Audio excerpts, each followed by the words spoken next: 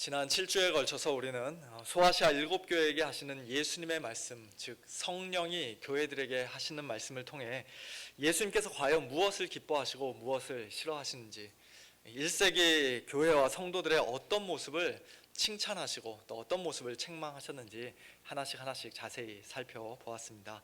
그 모든 내용을 우리가 비록 다 기억하지는 못한다 할지라도 이제 올해로 40주년을 맞이하는 우리 서문 장로교회가 어떻게 해야 지금보다 더 건강한 교회, 성숙한 교회로 세워져 나갈 수 있을 것인가에 대해 우리가 다 같이 함께 깊이 고민하고 또 우리의 참 부족하고 부끄러운 모습들, 죄악된 모습들을 하나님 앞에서 회개하고 또 하나님 앞에서 다시 한번 새롭게 결단하고 헌신하는 그런 귀한 시간들이었을 줄로 믿습니다. 우리가 이미 잘 알고 있다시피 이 세상에 완전한 교회라는 것은 없지요. 완전한 교회가 혹 주위에 있다는 소식을 들으면 우리 성도님들 그 교회 가시겠습니까? 예, 저는 절대로 가지 않을 것입니다. 우리 성도님들 가시라고 굳이 추천해드리고 싶지도 않습니다. 왜냐하면 저나 여러분이 그 교회에 등록해서 정식 교인이 되는 순간부터 그 교회는 이제 더 이상 완전한 교회가 아닐 것이기 때문입니다. 불완전한 저와 여러분이 그 교회에 가면은 그 교회는 이제 우리 교회와 똑같이 순식간에 불완전한 교회로 전락되고 말 것이에요. 우리 한 사람 한 사람이 다 완전하지 못한데 우리가 어떻게 완전한 교회를 이 땅에서 기대하며 꿈꿀 수가 있겠습니까? 예수님께 아무런 책망을 듣지 않았던 서머나 교회나 빌라델비아 교회라 할지라도 아마 예수님께서 좀 더 길게 말씀하셨다면, 좀 더 깊이 파고 들으셨다면 나름대로 다 부족하고 연약한 면들이 속속 드러날 수밖에 없었을 것입니다. 그들이 완전한 교회라서 칭찬만 들었을 것이라고는 생각하지 않습니다. 완전한 교회라고 말할 수 있는 교회는 이 세상에 없죠. 건강한 교회, 성숙한 교회라는 교회들은 많이 있을지 몰라도 완전한 교회라고까지 말할 수 있는 교회는 없습니다. 그러나 그렇다고 해서 완전한 교회가 아주 없는 것은 아니에요. 비록 이 땅에는 없지만 저 하늘에는, 천상에는 완전한 교회가 있습니다. 이 지상의 교회는 마지막 날 예수님께 큰 상을 받을 그 이기는 자가 되기 위해 지금도 영적으로 계속해서 싸우고 치열하게 전투하는, 때로는 어리석게 범죄하고 또다시 회개하는 그런 불완전한 교회이지만, 그러나 이미 세상을 떠난 우리의 신앙 선배들과 하늘의 천군 천사들로 구성되어 있는 저 하늘의 교회, 천상의 교회는 이미 승리한 교회요, 완전한 교회입니다. 물론 엄밀하게 말하면 예수님께서 재림하신 후 우리가 영광스러운 부활의 몸을 입고 새하늘과 새 땅, 새 예루살렘 성에서 최종적으로 완성될 그 교회가 가장 완전한 교회라고 할 수 있겠습니다만, 지금 이 시간 저 하늘에 있는 천상의 교회도 아무 흠과 죄가 없고 예수님께 책망받을 일이 하나도 없는 완전한 교회임에 틀림이 없습니다. 제가 왜 이런 말씀을 길게 드리는가 하면, 오늘과 다음 주일에 살펴볼 요한계시록 4장과 5장의 말씀을 통해 우리가 바로 그 천상의 교회, 완전한 교회의 모습을 볼 수 있기 때문입니다. 사도 요한이 이리로 올라오라는 예수님의 부르심을 받고 성령에 감동되어 하늘에 있는 열린 문을 통과해서 보았던 그 완전한 교회의 모습은 1세기 소아시아 지역에서 극심한 고난과 가난과 환난과 박해로 인해 고통받던 7교회들에게 엄청난 위로가 되었을 것입니다. 끝까지 견디고 이기는 자에게 주겠노라고 예수님이 약속하신 상급이 저렇게 아름다운 것이구나. 하나님의 영광스러운 보좌 앞에서 모두가 다 하나님을 뜨겁게 찬양하고 예배하는 저 복된 자리에 나도 서고 싶다라는 그와 같은 강렬한 열망이, 소망이 그들 안에 불붙듯이 일어났을 것입니다. 그리고 그것은 오늘 저와 여러분에게도 마찬가지여야 합니다. 사도 요한을 통해 이와 같은 천상의 교회, 완전한 교회의 모습을 하나님께서 우리에게 계시해 주신 이유는 천국이 과연 어떤 곳일까라는 우리의 궁금증이나 호기심을 해결해 주시기 위해서, 만족시켜 주시기 위해서가 아닙니다. 비록 지금 이 땅에서는 우리 자신의 모습이, 또 우리 교회의 모습이 너무나도 연약하고 부족하지만, 그러나 저 천상의 교회를 생각하며 특별히 보좌에 앉으신 하나님을 믿음의 눈으로 바라보며 이 땅에서 끝까지 믿음 지키고 하나님을 바르게 잘 섬기라고 우리에게 이 계시의 말씀을 은혜로 주신 것이에요. 오늘 잠시 살펴볼 이 요한계시록 4장 말씀을 통해 저와 여러분에게, 우리 서문교회 위에 이와 같은 큰 은혜가, 그와 같은 큰 은혜가 풍성히 넘치기를 소원합니다. 오늘 본문 말씀을 보시면 요한계시록 전체가 다 그렇습니다만 해석하기가 결코 쉽지 않은 여러 가지 다양한 상징들과 난해한 말씀들이 많이 있습니다. 특별히 오늘 본문에서 사도 요한이 보았던 이 환상은 구약 성경의 에스겔서나 이사야서 또는 다니엘서 등과 같은 그런 예언의 말씀들과 상당히 비슷한 면들이 많이 있습니다. 예를 들면 하늘이 열려서 환상을 보는 것부터 시작해서 하나님의 보좌 주위를 무지개가 두르고 있다든지, 또 앞뒤에 눈들이 가득한 6날개를 가지고 있고 그 얼굴이 각각 사자와 송아지와 사람과 독수리와 같은 4생물들이라든지, 또 그들이 하나님의 보좌 앞에서 거룩하다 거룩하다 거룩하다 하나님을 찬양하는 것이라든지, 그와 같은 말씀들은 구약 성경에 이미 기록되어 있는 말씀과 우리가 연결해서 함께 생각해보고 해석해야 합니다. 그러나 그 모든 내용을 이 짧은 시간에 우리가 하나하나 자세하게 다 살펴볼 수는 없고요. 그보다는 전체적인 큰 그림을 통해 이 시간 우리 성도님들과 함께 은혜를 나누고자 합니다. 오늘 본문에 기록되어 있는 이 천상의 예배 장면을 만일 종이에다가 그림으로 그린다면 가장 중심에, 가장 가운데에 어떤 것이 또는 누가 자리하고 있을까요? 누가 들어가야 할 것 같습니까? 네, 정답을 아셔서 예, 배를 올리셨는데, 네, 2절에서 사도 요한이 본 것처럼 하늘에 베풀어져 있는 보좌와 그 보좌 위에 앉으신 하나님께서 전체 그림의 한 가운데를 차지해야 할 것입니다.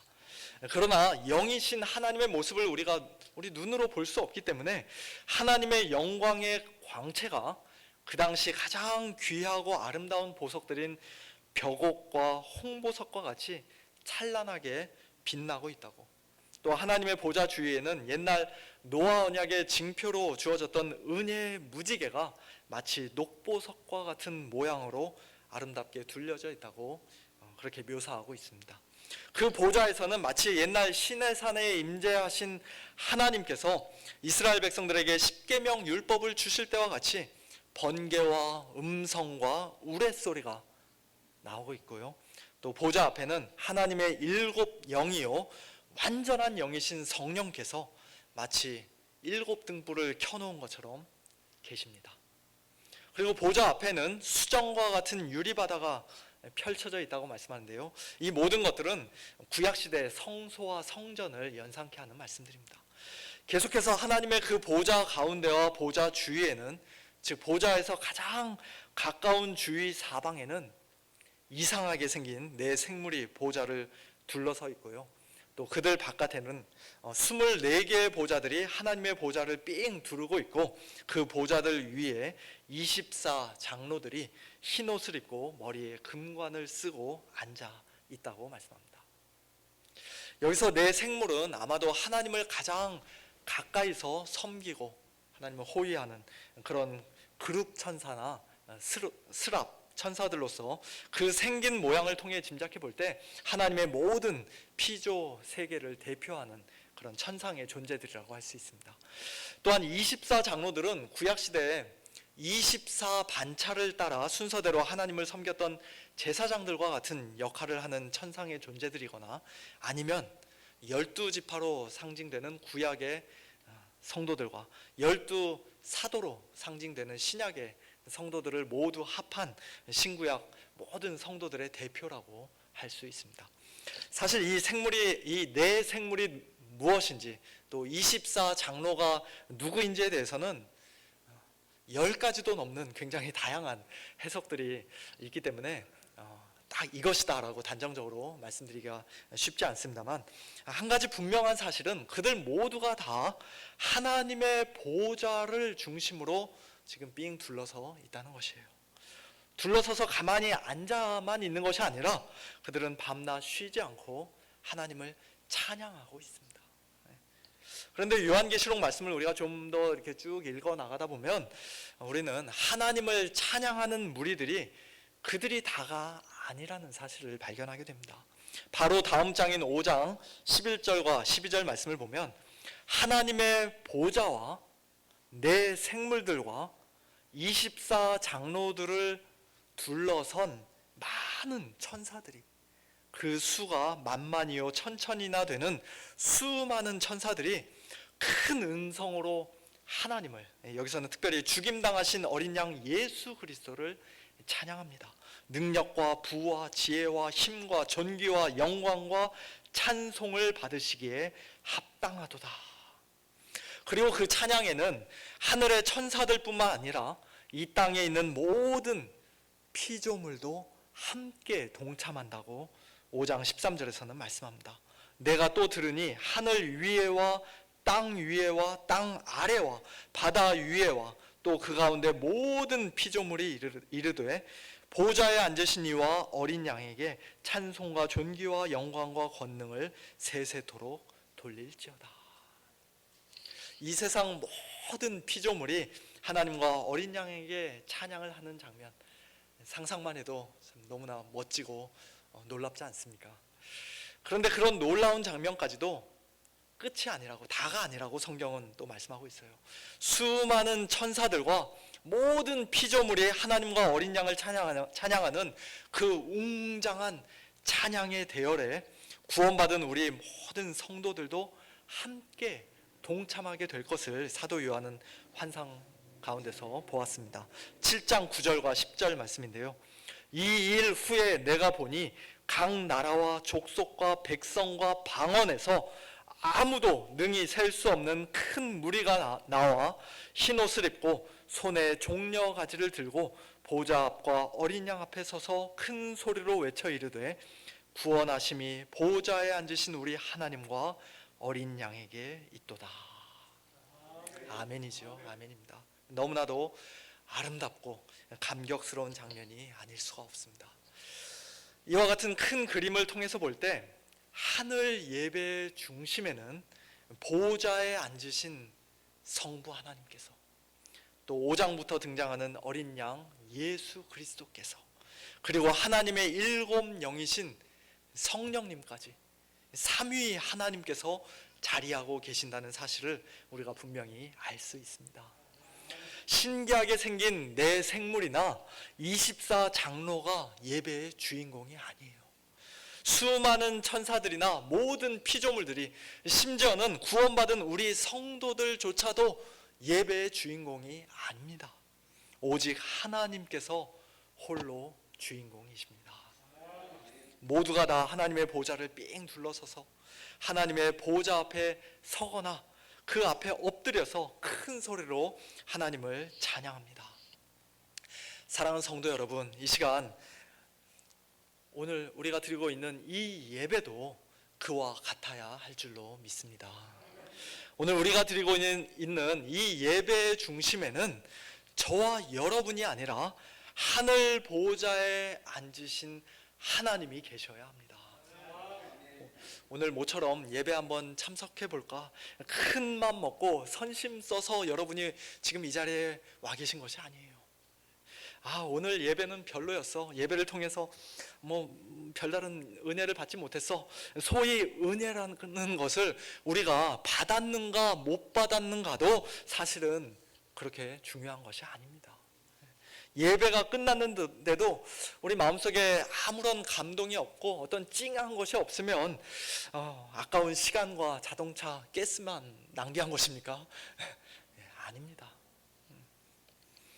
정말로 중요한 것은 보좌에 앉으신 하나님께서 오늘 예배를 통해, 우리의 예배를 통해 과연 영광을 받으셨는가 하는 것입니다. 하나님께서 우리의 찬양과 기도를 받으시고 우리 예배의 모든 순서를 통해 하나님만이 홀로 높임을 받으시며 우리를 향한 하나님의 말씀이 설교자의 입술을 통해 신실하게 선포되었다면 설령 여러분 취향의 설교가 아니라 할지라도, 성가대가 찬양 중에 혹시 조금 틀렸다 할지라도, 대표 기도가 다른 때보다 조금 더 길었다 할지라도, 그래서 여러분이 개인적으로 은혜를 못 받은 것처럼 느끼신다 할지라도 그런 것들은 다 중요한 것이 아니에요. 본질적인 것이 아닙니다. 예배는 철저하게 하나님께 대한 것이며 하나님에 관한 것이며 처음부터 끝까지 하나님께서 주인공이 되시는 것이기 때문입니다. 우리 하나님은 그처럼 보좌 위에 앉아 예배를 받으시기에 합당하신 분이세요. 다시 오늘 본문으로 돌아와서 10절과 11절 말씀을 보시면요, 24장로들이 우리 주 하나님이여 영광과 존귀와 권능을 받으시는 것이 합당하오니 라고 엎드려 찬양하면서 자기들의 자랑이요 영광의 면류관인 금 면류관을 보좌 앞에 아낌없이 던져드리는 장면이 나옵니다. 마치 시편 115편 기자가 여호와여 영광을 우리에게 돌리지 마옵소서, 우리에게 돌리지 마옵소서, 오직 주는 인자하시고 진실하심으로 주의 이름에만 영광을 돌리소서라고 노래했던 것을 생각나게 하는 장면입니다. 오늘 본문에서 특별히 네 생물과 24장로들이 하나님을 찬양하는 그 내용을 좀 더 주의 깊게 살펴보면 그들이 자기 자신들에 대해서는 철저하게 잊어버리고 오직 하나님만을 찬양하고 있다는 사실을 우리가 발견하게 됩니다. 8절 거룩하다 거룩하다 거룩하다 주 하나님 곧 전능하신 이여 전에도 계셨고 이제도 계시고 장차 오실 이시라. 또 11절 우리 주 하나님이여 영광과 존귀와 권능을 받으시는 것이 합당하오니 주께서 만물을 지으신지라 만물이 주의 뜻대로 있었고 또 지으심을 받았나이다. 이들의 찬양 가운데 나라는 단어가 단 한마디라도 들어있습니까? 우리가 뭘 어떻게 했다는 식의 말이 있습니까? 네, 한마디도 없습니다. 오늘날 입만 열면 늘 나부터 시작하고 내 감정을 먼저 앞세우며 실제로는 내가 가장 중심에 서 있는 나 너무나도 개인적이고 주관적이고 자기중심적인 수많은 찬양들과는 너무나도 다릅니다. 물론 아이나 위로 시작한다고 해서 다 나쁜 찬양이라는 말씀은 결코 아닙니다만 지금 이들의 찬양은 자기 자신들에 대한 관심은 완전히 내려놓은 채 전적으로 하나님만 바라보고 오직 하나님만을 높여드리는 가장 순수하고 순전한 찬양임에 틀림이 없습니다. 하나님은 지극히 거룩하신 분입니다. 하나님은 전능하신 분이며 영원하신 분입니다. 하나님은 모든 만물의 창조주이실 뿐만 아니라 지금 이 순간에도 이 세상 모든 것을 주의 뜻대로 다스리고 보존하시는 섭리의 하나님이십니다. 하나님은 만왕의 왕이시요 만주의 주이십니다. 그와 같은 이유만으로도 하나님은 영광과 존귀와 감사와 권능을 받기에 합당하신 분이라고 고백하고 있는 것이에요. 사랑하는 성도 여러분, 오늘 우리에게는 소위 코페르니쿠스적인 사고의 전환, 가치관의 전환이 필요합니다. 다들 아시겠지만 코페르니쿠스라는 사람은 15세기, 16세기에 살았던 유럽의 유명한 천문학자였죠. 그 당시 모든 사람들이 지구를 중심으로 태양과 다른 별들이 돌고 있다고 철석같이 믿고 있을 때 코페르니쿠스는 아니다. 지구는 태양을 도는 많은 별들 중 하나에 불과하다. 지구가 중심에 있는 것이 아니라 태양이 중심에 있다라고 주장함으로써 많은 사람들을 깜짝 놀라게 했고 또 많은 사람들에게 많은 비난과 조롱을 받았습니다. 하지만 결국 그의 말이 맞다는 사실이 증명되었고 코페르니쿠스 덕분에 사람들의 그 옛날 잘못된 생각은 180도 완전히 바뀌게 되었습니다. 그런데 그렇게 하늘의 태양과 지구와 관련해서는 모든 사람들에게 이제 코페르니쿠스적인 전환이 일어났지만, 그러나 영적으로는 오늘날에도 마치 코페르니쿠스 이전 시대의 사람들처럼 나를, 자기 자신을 이 세상의 중심에, 온 우주의 중심에 놓고 살아가고 있는 사람들이 얼마나 많은지 모르겠습니다. 내 편을 들어주는 사람은 좋은 사람이고, 나를 도와주지 않는 사람, 나에게 별로 도움이 안 되는 사람, 나를 반대하는 사람은 무조건 나쁜 사람이라고 생각합니다. 친구를 사귈 때에도, 교회를 선택할 때에도 내 취향인가 아닌가, 나에게 어떤 유익이 되는가 그렇지 않은가를 먼저 따지고 가장 중요하게 생각합니다. 심지어는 하나님조차도 반드시 나를 위해서 존재하셔야만 한다고 생각합니다. 이 땅에 사는 동안 나에게, 또 우리 가족에게 건강과 재물과 행복과 평안과 만사 형통을 끊임없이 제공해 주실 수 있어야 비로소 전능하신 하나님이고 좋으신 하나님이지, 만일 그 일에 실패하면 하나님으로서의 자격이 없다는 것이죠. 나에게 별 도움이 안 되는 하나님, 오히려 나를 귀찮게 하고 힘들게 하는 하나님을 뭐하러 굳이 믿고 섬기며 또 매주일 교회 나가서 예배 드리겠는가? 그럴 이유가 조금도 없다는 것입니다. 이와 같은 우리의 잘못된 생각과 관점에 코페르니쿠스적인 전환이 필요합니다. 우리 우주의 중심에 내가 서 있는 것이 아니라 보좌에 앉으신 하나님이 계시다는 사실을 우리는 겸손히 인정해야 합니다. 나의 행복과 나의 유익을 위해, 나의 소원을 들어주기 위해 하나님이 존재하시는 것이 아니라 오히려 하나님을 섬기기 위해, 하나님께 찬양과 영광을 올려드리기 위해 내가 지금 여기 이곳에 존재하고 있다는 사실을 우리는 믿음으로 고백해야 합니다. 사람의 제일 되는 목적은 하나님을 영화롭게 하고 하나님을 영원토록 즐거워하는 것이며, 우리가 먹든지 마시든지 무엇을 하든지 다 하나님의 영광을 위하여 해야 한다는 사실을 우리는 늘 기억하며 살아야 합니다. 사실 나 한 사람이 없어도 하나님의 영광은 조금도 줄어들거나 손상되지 않습니다.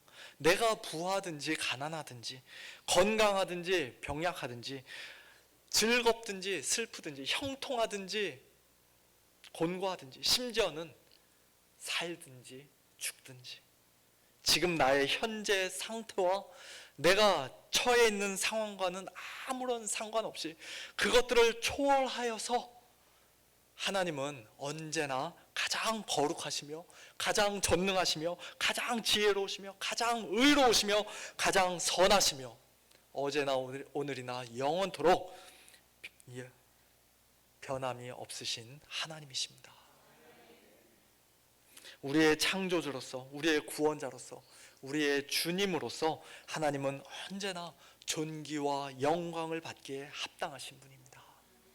그 사실을 인정하면서 하나님 앞에 겸손히 엎드리고 우리의 모든 자랑과 영광의 면류관을 보좌 앞에 아낌없이 벗어드리며 큰 소리로 하나님을 찬양하고 높여드리는 것이 바로 예배입니다.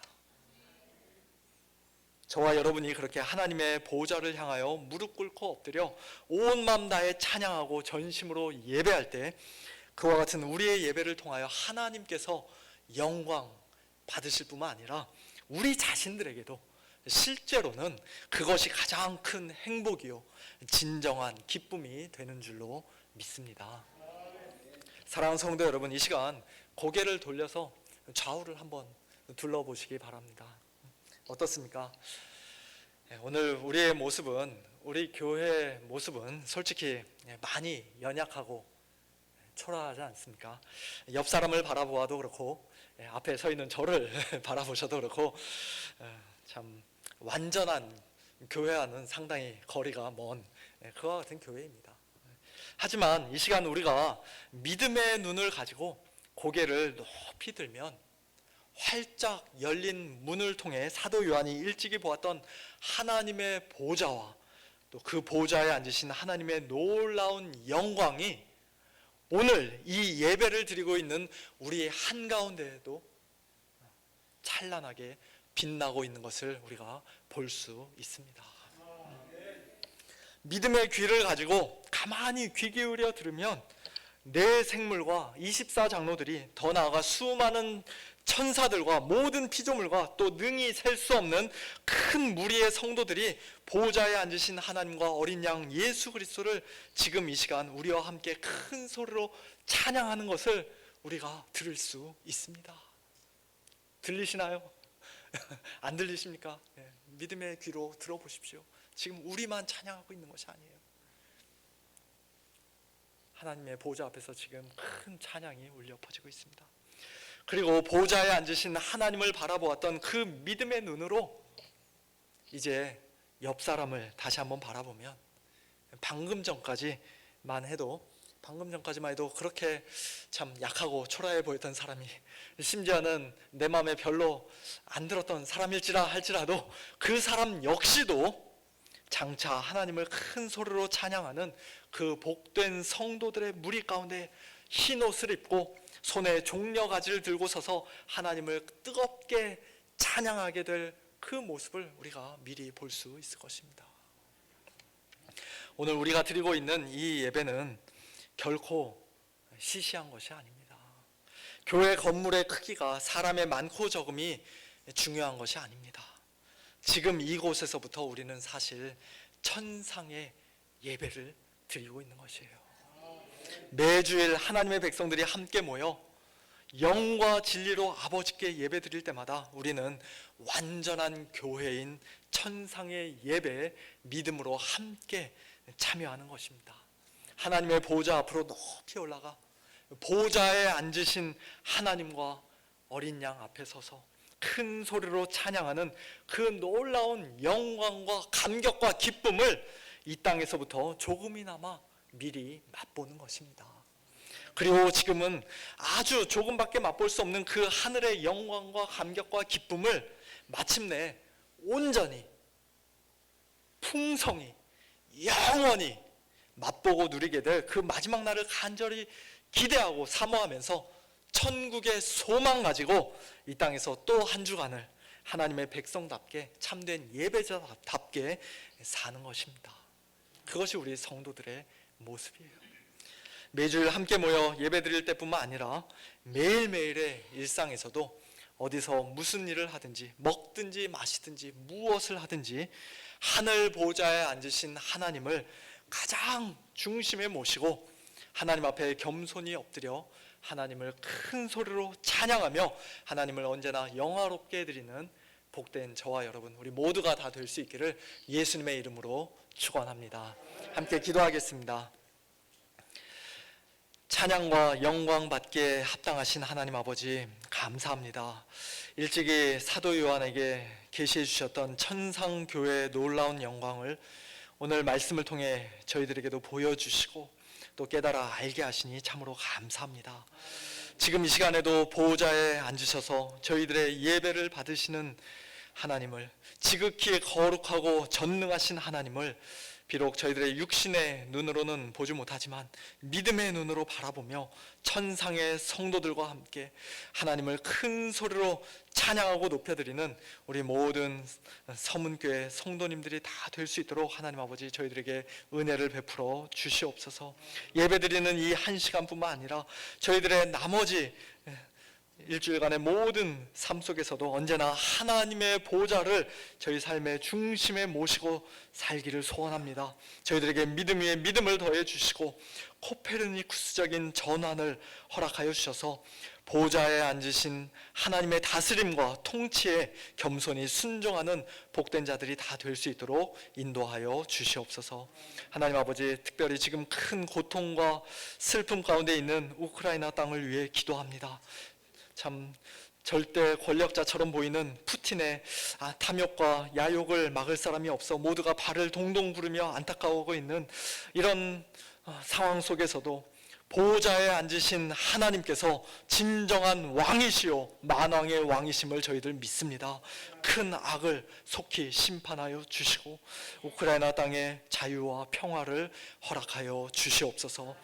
대통령 선거 중인 대한민국 백성들에게도 지혜와 분별력을 더해 주셔서 앞으로 5년 동안 나라를 이끌어갈 좋은 대통령을 뽑게 하여 주시고, 누가 선출되든지 오직 하나님께서 저희 모두의 참된 왕이심을 고백하며 오직 하나님 한 분만을 신뢰하는 우리 모든 성도들과 교회들이 될 수 있도록 은혜를 베풀어 주시옵소서. 감사드리며 예수님의 이름으로 기도하옵나이다. 아멘.